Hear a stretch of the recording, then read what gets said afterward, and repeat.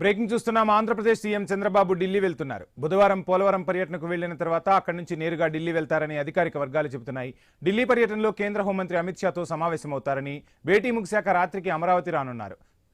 ఇక ఇదే అంశానికి సంబంధించి ఫుల్ డీటెయిల్స్ మా ప్రతినిధి కాంతి అందిస్తారు. కాంతి.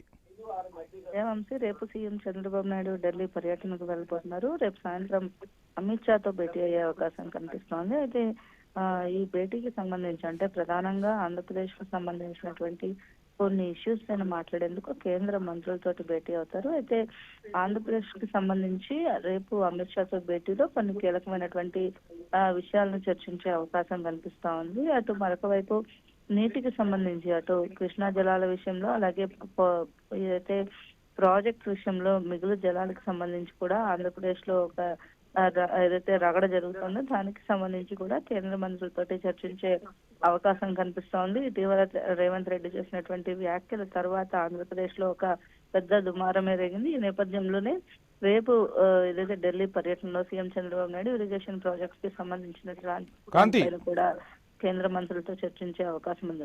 చెప్పండి, ఇంత సడన్ గా చంద్రబాబు ఢిల్లీ పర్యటనకు వెళ్ళడానికి కారణం ఏంటి? అంటే ఈ నీటి వివాదాలకు సంబంధించేనా, లేదంటే ఇంకా ఏమైనా రాజకీయ కోణం దాగుందా? అసలు ఏంటి ఇంత సడన్ గా ఢిల్లీ పర్యటన వెనక ఉన్న కారణం ఏంటంట?